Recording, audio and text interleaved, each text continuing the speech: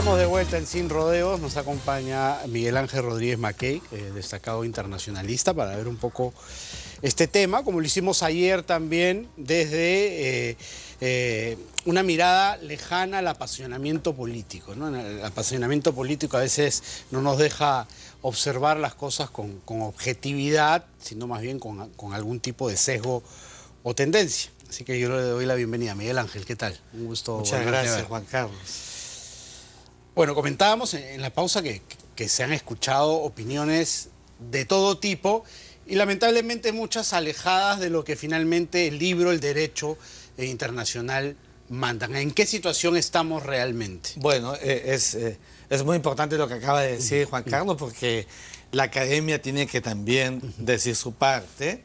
Los políticos, muy respetables y respetados, dicen según sus vocaciones, aspiraciones, pero el derecho es uno solo.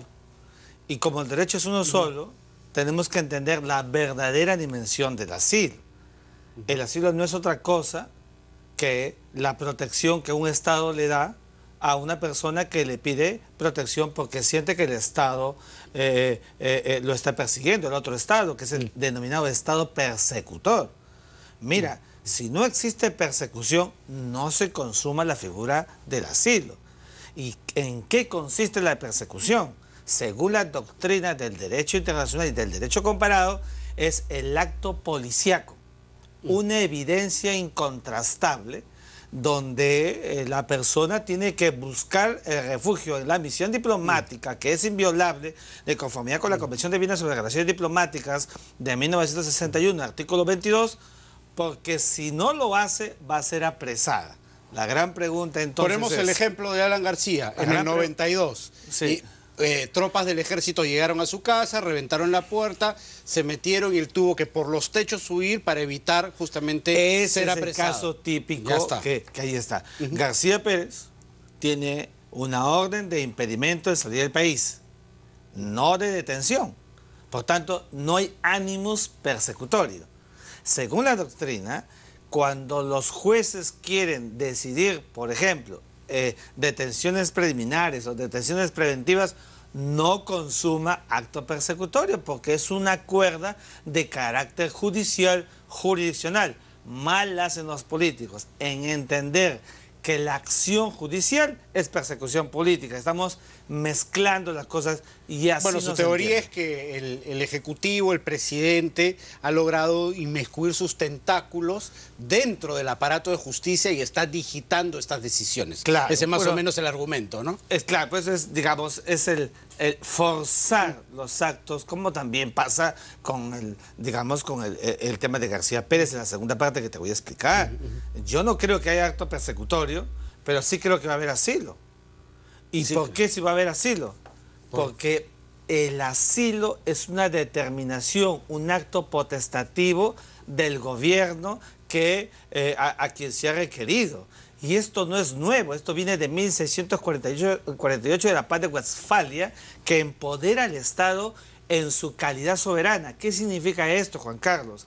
Que lo que diga Uruguay, nos guste o no nos guste, aun cuando el doctor Rodríguez Mackey o Juan Carlos Gambini piensen que hay acto, que no hay acto persecutorio, si para Uruguay existe la naturaleza de un acto persecutorio, en consecuencia le querrá Pero eso ya se vuelve una decisión absolutamente subjetiva, quien del jefe de Estado y sus ministros. Pero lógico, exactamente. Mira, tú has usado una palabra que está en toda la doctrina del derecho. El criterio final es ni siquiera de los poderes del Estado uruguayos, del Parlamento uruguayo, ni de los ministros. Es del Poder Ejecutivo en la personae, la persona del jefe de Estado, porque es un acto potestativo, por Juan Carlos.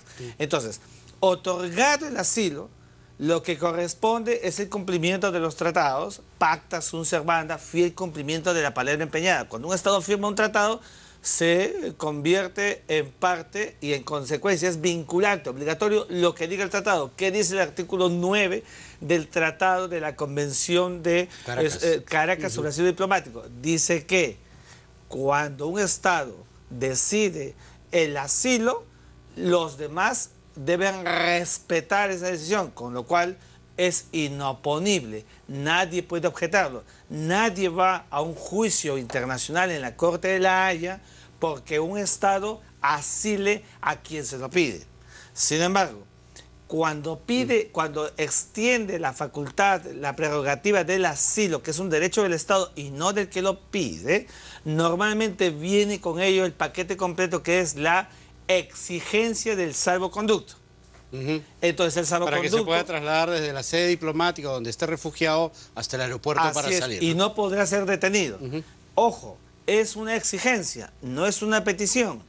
Por tanto, ¿qué tiene que hacer el Estado, en este caso receptor, el Estado que ha sido el que supuestamente tiene la calidad de persecutor? Debe entregar ipso iure, de inmediato, jurídicamente, el salvoconducto, porque si no lo hace, incumple la regla del tratado, aun cuando se siga pensando que no hay acto persecutorio. Bastó la decisión de Uruguay soberana para respetar lo que dice el tratado. Ahora, ¿podría eventualmente demorarlo, por ejemplo? No dárselo al día siguiente o a las horas de la decisión, sino un mes o 2 meses después. Mira, puede pasar eso, pero no olvidemos que la naturaleza del asilo, otra vez con la Convención de Caracas, es que su dación es urgente, perentoria, inmediata, y la regla tiene que ir con el espíritu de la ley.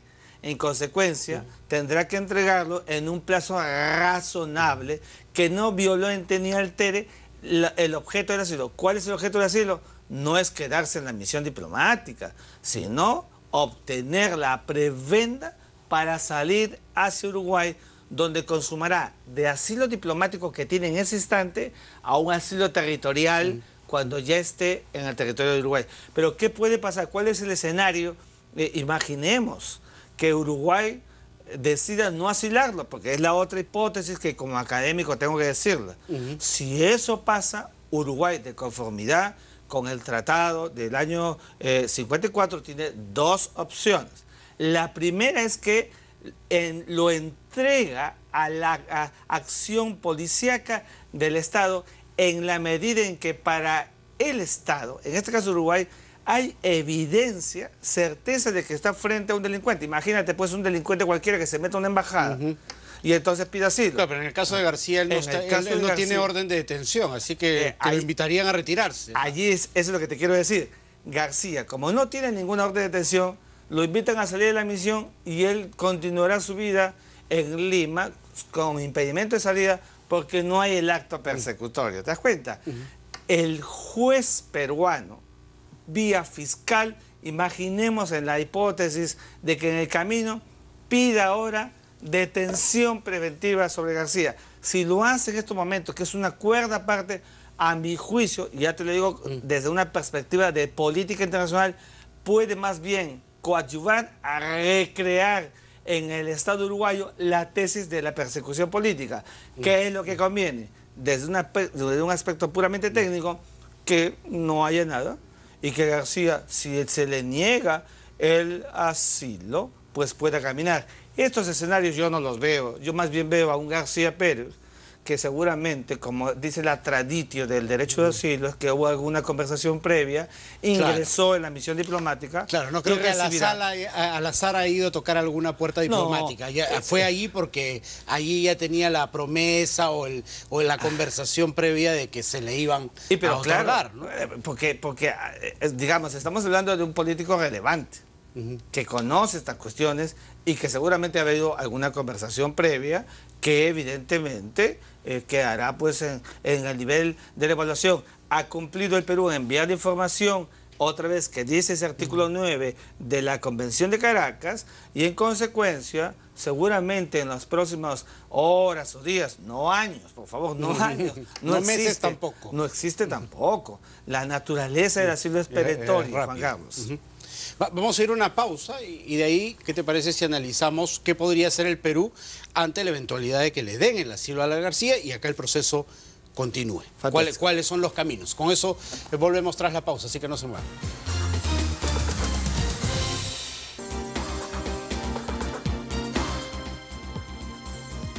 Estamos de vuelta en Sin Rodeo, estamos conversando con Miguel Ángel Rodríguez Mackey, destacado internacionalista.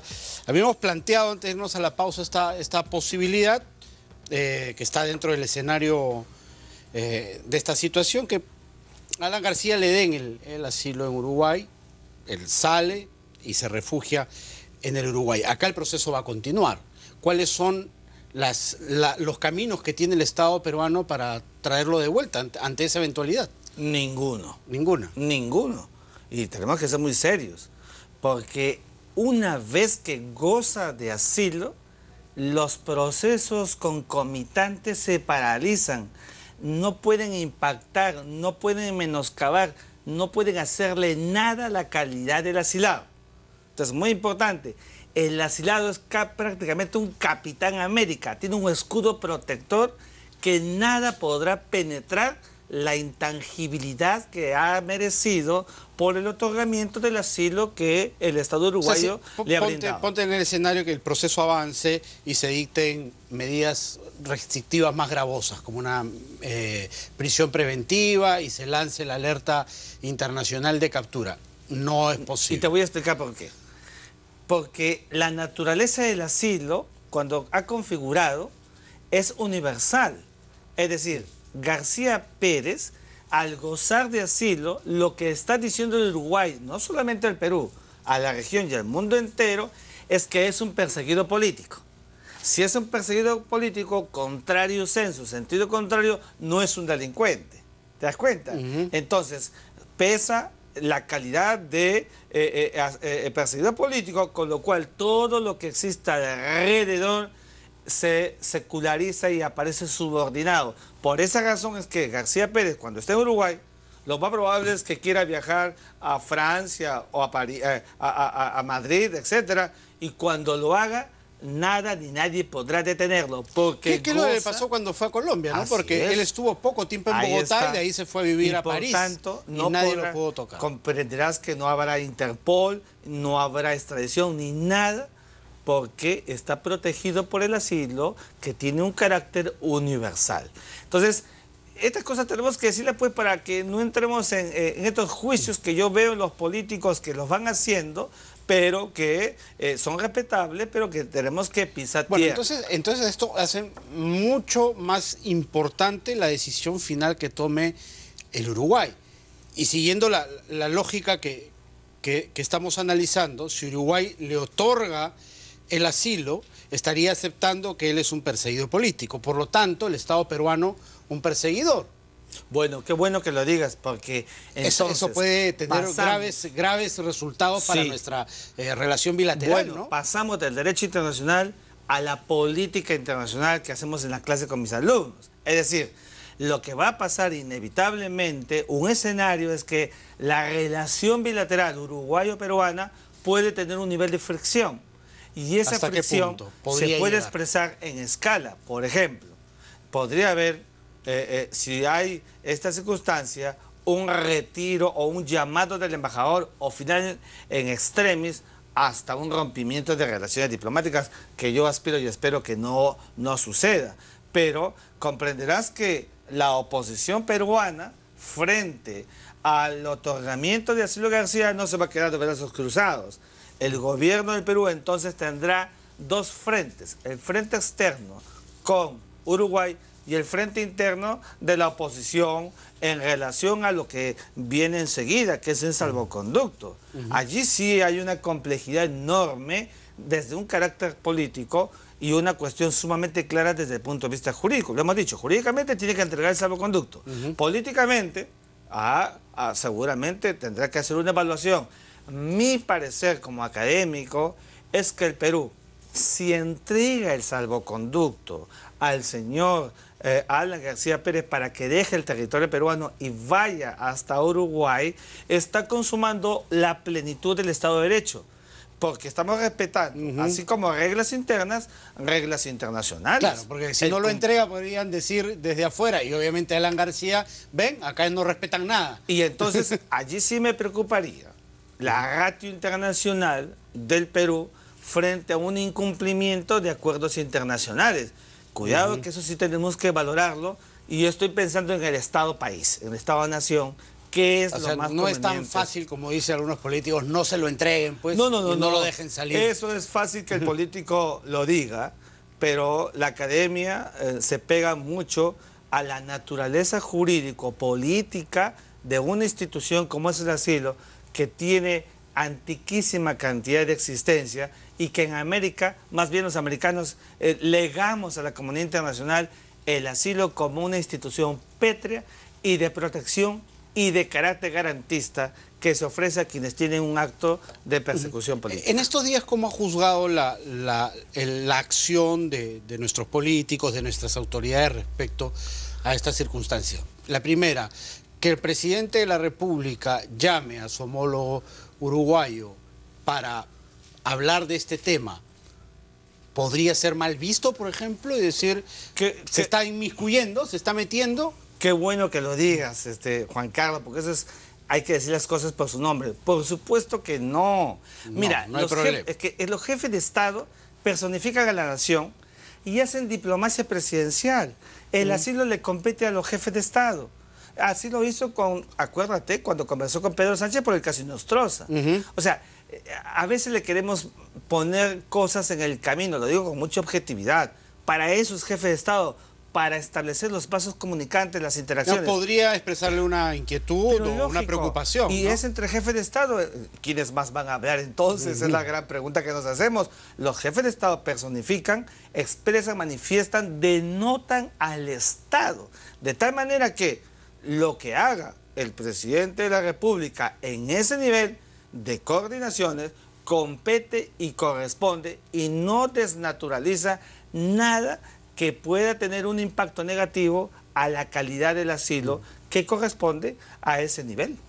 Intervenciones previas del jefe de Estado respecto a otros temas, por ejemplo, su discusión sobre la permanencia del fiscal de la Nación, ¿podrían ser usados como pruebas por Alan García respecto a esta interferencia de la que habla del jefe de Estado en los otros poderes?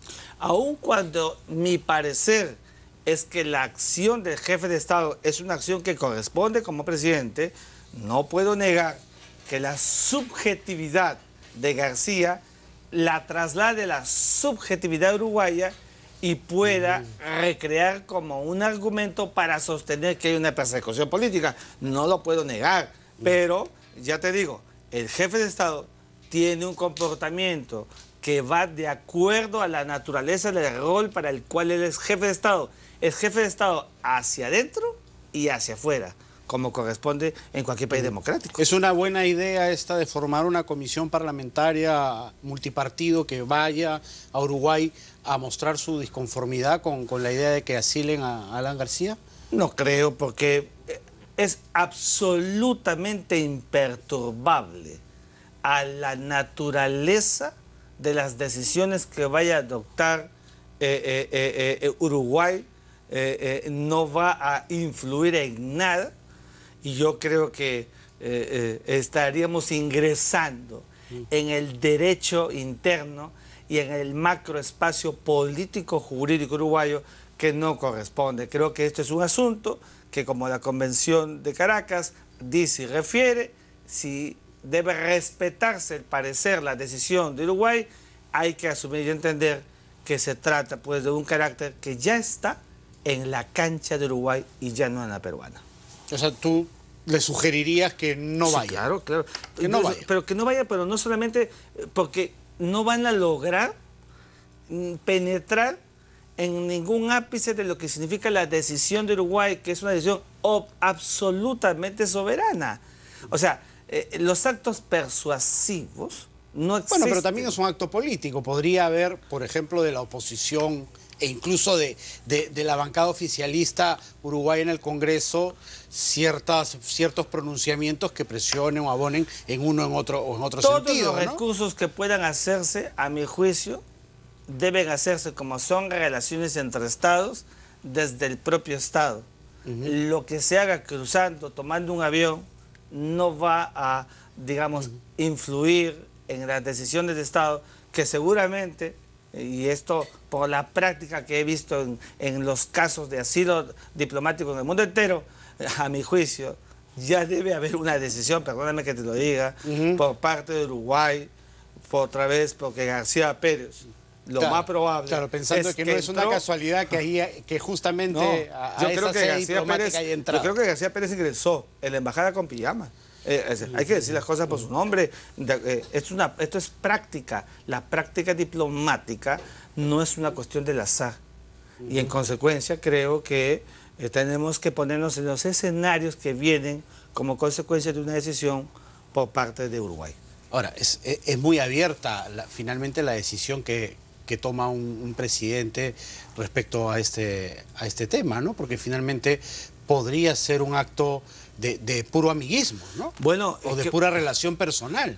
Es que qué bueno, o sea, que lo salvo digas. a mi amigo. Mira, el derecho divino que tenían los reyes antes de la Revolución Francesa legaron a la sociedad moderna y democrática varias cosas, entre ellas el derecho de gracia, el indulto, la prerrogativa de la extradición, la prerrogativa del asilo, la prerrogativa del refugio, que finalmente caen en el acto potestativo. Los propios jueces incluso, yo digo a mis alumnos, los jueces que deciden si vas o no a la cárcel por 15, 20, 9 meses, etcétera, tienen una fase residual de lo que hacían los antiguos monarcas por el derecho divino. Es decir, esos actos potestativos impersonales que los vemos hoy en el derecho, solo que hay niveles de regulación, pero finalmente son, como tú muy bien dices, caracteres que tienen una enorme subjetividad y que terminan en decisiones de carácter personal, como consecuencia de estas relaciones que existen, y donde el asilo, por ejemplo,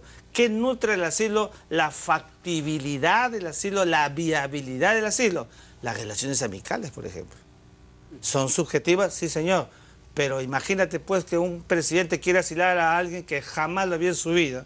Lo más probable es que consulte a terceros o a cuartos. Aquí estamos hablando de relaciones directas con gentes que se han conocido previamente, y eso pasa en toda la vida social, que contribuye a formar criterios. No es que sea el elemento decisorio, pero contribuye a formar criterios. ¿Qué criterio? Jurídico-político.